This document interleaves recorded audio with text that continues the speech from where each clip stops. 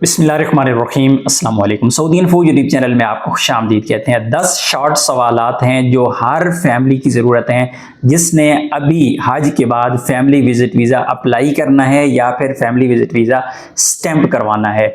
इसमें बहुत सारे अहम सवालात हैं, जैसे फ़ीस कितनी लगेगी, अपॉइंटमेंट का तरीका क्या होता है, बग़ैर वीज़ा स्टैंप करवाए भी क्या ट्रैवल कर सकते हैं, ऐसे अफराद जिनके पास इकामे वैलिड नहीं है उनका क्या होगा, अप्लाई करते हुए आपको 90 डेज शो हो रहे थे, अप्लाई करने के बाद वो दिन गायब हो गए हैं।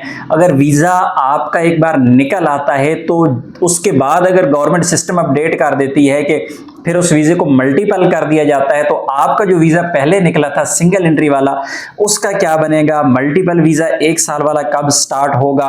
इसी तरह पुराने डॉक्यूमेंट पहले से जिनके पास अटेस्टेड मौजूद हैं, पहले कभी फैमिली को बुलवाया था, तो उनका क्या होगा, इकामा वैलिडिटी कितनी होनी चाहिए, कितना इकामा आपका वैलिड होगा तो आपकी फैमिली का विजिट वीज़ा लग पाएगा। बच्चों की क्या एज है जिनके लिए फिंगर लगाना ज़रूरी है और नहीं ज़रूरी है, पोलियो वैक्सीन और इसी तरह कोरोना वैक्सीन के हवाले से बहुत से अहम सवालात हैं जिनके जवाब इंशाल्लाह मैं शॉर्ट में देने वाला हूं। तो सबसे पहले आगाज़ करेंगे कि भाई साहब ने सवाल पूछा है कि मल्टीपल वीज़ा कब स्टार्ट होगा। तो भाई मल्टीपल वीज़ा के फ़िलहाल कोई सूरत हाल नज़र नहीं आ रही। अगर कोई उम्मीद होती तो इस वक्त कोई ना कोई चांस बन जाता। बज़ाहिर सूरत हाल जो नज़र आ रही है वो सिंगल एंट्री ही रहेगा, मल्टीपल के चांसेस फ़िलहाल कोई नज़र नहीं आ रहे हैं। हाँ, आने वाले वक्त में अगर गवर्नमेंट अनाउंस कर दे, अल्लाह करे और हम दुआ गो भी हैं, अल्लाह करे ऐसा हो जाए। अगर ऐसा हो जाता है तो इंशाल्लाह आपके साथ ज़रूर अपडेट शेयर करेंगे।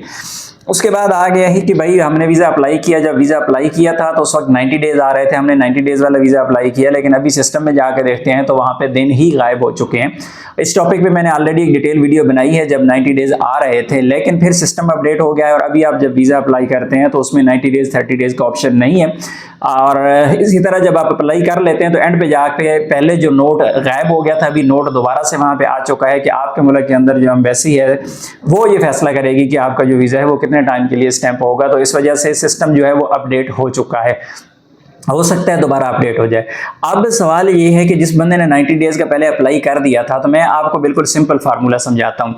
आप जब भी अप्लाई करें वीज़ा, जब भी अगर आपका वीज़ा अप्रूव भी हो जाता है, अप्रूव होने के बाद अगर गवर्नमेंट सिस्टम अपडेट कर देती है, फॉर एग्जांपल अभी आपने वीज़ा अप्लाई किया हुआ है, सिस्टम में कुछ नज़र ही नहीं आ रहा, भाई सिंगल एंट्री है, मल्टीपल है, साल है, 6 महीने, महीना है, क्या है, कुछ नहीं हो रहा, लेकिन कल की डेट में गवर्नमेंट सिस्टम में अपडेट कर देती है कि वही कि अभी जो वीज़ा आपका अप्लाई होगा वो 90 डेज़ होगा और मल्टीपल होगा, तो आपका वीज़ा जो आपके पास अप्रूव हो चुका है वो सिस्टम में ऑटोमेटिकली अपडेट हो जाता है। सिर्फ क्या होता है कि आपको दोबारा उसका प्रिंट निकालना पड़ता है, बाकी सिस्टम ऑटोमेटिकली उसको अपडेट कर देता है। अगर आप ये सोच के आप डरे हुए हैं कि यार आज मैं वीज़ा अप्लाई कर लेता हूँ, ऐसा ना हो कि मेरा वीज़ा निकल आए और उसके बाद गवर्नमेंट अनाउंस कर दे कि अभी पहले बगैर डेट के आ रहा है, फिर 90 डेज़ का आ जाए, तो फिर मेरा क्या होगा, क्योंकि मैं तो पहले वीज़ा निकाल चुका हूँगा तो मुझे तो नुकसान होगा। ऐसा नहीं है, सिस्टम जब अपडेट होता है तो आपका वीज़ा अप्रूव हो चुका है, हाँ स्टैंप हो चुका है, वो एक अलग इशू है, लेकिन जब तक आपका वीज़ा सिस्टम में अप्रूव हो चुका है तब तक वो ऑटोमेटिकली सिस्टम में अपडेट हो जाता है।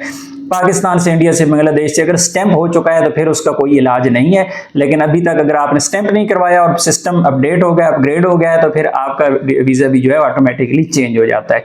उसके बाद आ जाते हैं जी 3 महीने की उम्र की वीज़ा के हवाले से बहुत सारे लोग पूछ रहे हैं। तो 3 महीने का उम्र अभी तक क्लियर नहीं है, क्योंकि अभी जो स्टार्ट हो रहा है वो हो रहा है जो पैकेज वाले लोग होते हैं, जो पैकेज लेते हैं फुल पैकेज वाले, और जिन्होंने 21 दिन 15 दिन स्टे करना होता है, ये ऐसे लोगों के लिए।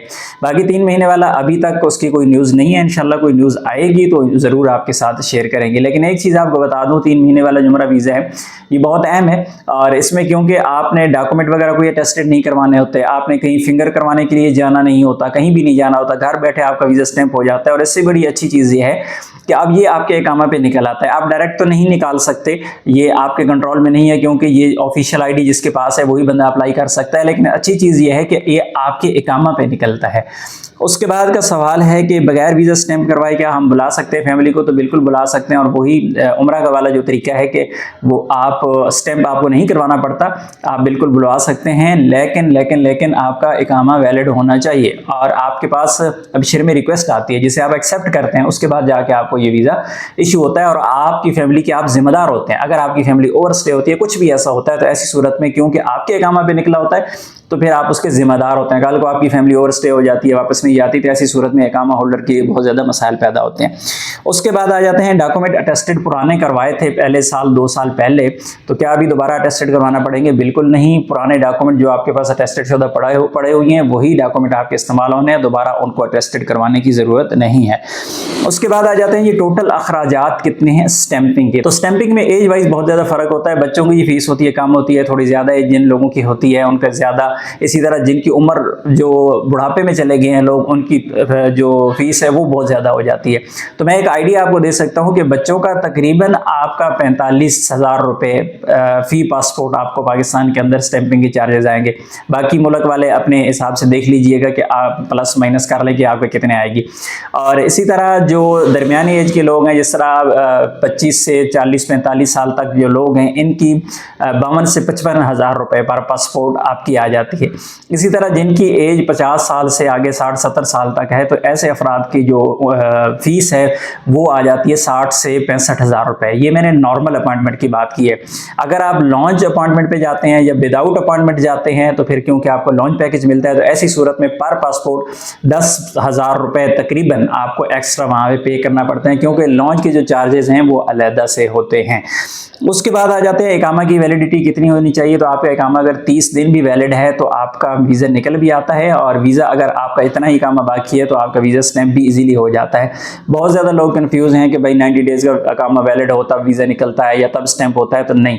अभी तो टोटल लगता ही वीज़ा आपका इकामा जो है वो 90 डेज़ का है, तो 90 डेज़ के अंदर अप्लाई करना फिर उसको स्टैंप करवाना ये मुश्किल होता है।